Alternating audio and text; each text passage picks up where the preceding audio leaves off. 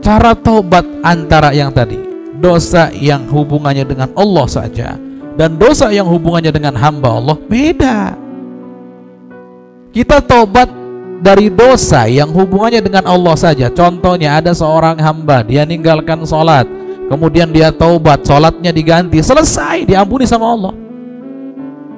Yang penting syarat taubatnya terpenuhi. Apa itu? Ada penyesalan, kemudian dia meninggalkan kemaksiatan, kemudian di masa yang akan datang dia berazam untuk tidak melakukannya lagi, selesai. Oh, dia bulan puasa Ramadan kemarin bolong puasanya, sengaja nggak puasa, di Syawal ini dia taubat, dia ganti itu puasa, dia menyesal, dia janji tidak akan mengulangi lagi, dia tinggalkan hal-hal yang serupa, selesai, diampuni sama Allah. Mudah bagi Allah. Jadi dosa kecil, dosa besar yang berkaitan dengan Allah, hubungannya dengan Allah, mudah bagi Allah untuk mengampuni. Termasuk yang pernah berzina juga mudah bagi Allah untuk mengampuni. Maka hati-hati. Kami ingatkan pada semuanya agar tidak latah dalam hal mencaci maki, menghina, merendahkan. Ketika ada orang terjerumus dalam perzinaan, betul itu hina, naudzubillah, keji, itu betul. Tapi bukan untuk dicaci maki, untuk dihina, untuk direndahkan, tidak. Baik, kembali.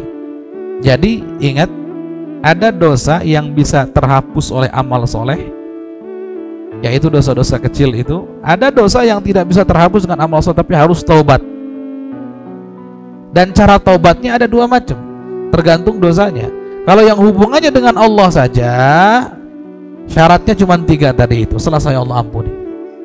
Tapi yang berkaitan dengan hamba-hamba Allah, hati-hati. Pernah ngambil uangnya si fulan, pernah menggunjing si fulan, pernah mencaci maki si fulan, pernah meledek si fulan, hati-hati. Ini seandainya tahajud kita ribuan rakaat pun, sedekah kita hebat pun, amal ibadah kita umroh haji bolak-balik pun, ini tidak akan gugur sebelum yang bersangkutan memaafkan kita. Maka hati-hati. Sebelum yang bersangkutan memaafkan kita. Sebelum dimaafkan, maka yang bersangkutan ini punya hak untuk nuntut kita di hadapan Allah yaumul qiyamah nanti. Maka ada nanti kategori hamba-hamba Allah yang muflis. Muflis itu apa? Bangkrut. Bangkrut bagaimana? Beramalnya banyak, tapi karena kesalahan terhadap orang lain juga banyak, akhirnya amal solehnya diambil, diberikan kepada yang dizalimi, yang terzalimi. Hati-hati.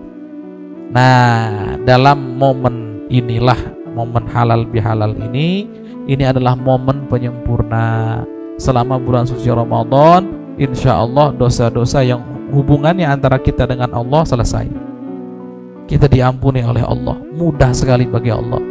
Tapi ada tapinya, yang kaitannya dengan hamba-hamba Allah tidak bisa selesai sebelum kita dimaafkan, dan sebelum kita minta maaf, minta halal dari yang bersangkutan. Dan biasanya dalam hidup bertetangga ada saja tetangga yang aneh-aneh itu ada, yang ngomongkan ada, yang menggunjing ada, yang mencaci maki ada, yang menghina ada, yang menghardik ada, lengkap pokoknya sudah. Maka dalam kesempatan kali ini, jika belum dilakukan, ini kesempatan yang indah untuk kita semuanya sama-sama memohon untuk dihalalkan. Tapi ada catatan, Ustadz, kalau hutang gimana Ustadz? Ini katanya kan minta halal Ustadz. Kalau hutang gimana Ustadz? Saya punya hutang ke tetangga saya. Sudahlah, kalau halal bihalal saya mau minta maaf, minta halal saja Ustadz. Gak mungkin kan gak dimaafkan, pasti dimaafkan. Iya. Yang dimaafkan itu biasanya telat bayarnya, tapi utangnya tetap wajib dibayar. Hati-hati tuh, beda tuh. Jadi kalau yang perilaku menjengkelkannya, telat bayar ini dan seterusnya, ngomong gak punya duit tapi kendaraan kita ganti, ngomong belum gak punya duit tapi Masya Allah rumahnya nambah lagi dan seterusnya, ini kan menjengkelkan sekali. Bayar hutangnya susahnya bukan main. Kalau ditagih lebih galak daripada yang nagih. Sudah begitu bawa ayat Al-Quran, fanadhiratun ila maisarah, tunggu sampai mudah. Ya mudahmu kapan? Nanti kalau sudah punya jet pribadi baru mudah. Innalillahi. Susah. Ya tapi ingat, kalau masalah hutang dan hak-hak yang lain selama belum dikembalikan, maka tetap menjadi kewajiban. Terus minimal bagaimana? Minimal yang gugur itu adalah kita mungkin pernah berseteru dengan tetangga kita, saudara kita. Tidak menutup kemungkinan Pak RT dengan Pak RW berselisih pendapat, akhirnya masuk ke hati. Timbullah ada namanya kurang suka. Maka momen seperti ini untuk dihapus semua itu. Tidak menutup kemungkinan ada salah satu daripada warga yang jadi bahan gunjingan karena kelakuannya yang kurang baik contohnya, yang tidak kompak contohnya. Maka momen seperti inilah kita semuanya bisa untuk meminta halal. Nah maka dari itu, kalau kata guru-guru mulia begini, selama bulan Ramadan itu kita membenahi hubungan kita dengan Allah. Kita berdamai dengan Allah. Kita ini banyak permusuhannya dengan Allah, dan permusuhan itu kita yang ciptakan. Selama bulan Ramadan permusuhan itu kita padamkan. Yang kita pupuk adalah perdamaian antara kita dengan Allah. Allah pun juga berdamai dengan kita dengan memberikan ampunan kepada kita. Tapi ingat, ada dosa-dosa yang tidak akan selesai kecuali kita mengembalikan, kecuali kita taubat daripadanya. Dan dengan cara apa? Mengembalikan hak-hak saudara yang berkaitan dengan saudara tadi itu. Dan ini momennya adalah di bulan Syawal seperti ini.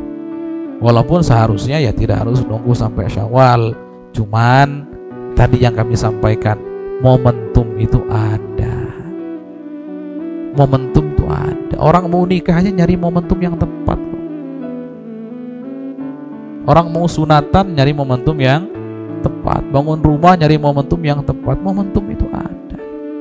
Nah sekarang momentum untuk saling meminta maaf dan halal dari segala salah dan dosa, walaupun tentunya kalau yang ada hak ya tetap wajib dikembalikan haknya seperti hutang piutang tadi itu. Nah maka yang pertama, kami dulu yang memohon maaf kepada para hadirin, para jamaah. Jika ada kesalahan, dan tentu pasti ada sebagai manusia, mohon untuk dibukakan pintu maaf selebar-lebarnya. Saya kami ucapkan minal aidin wal faizin.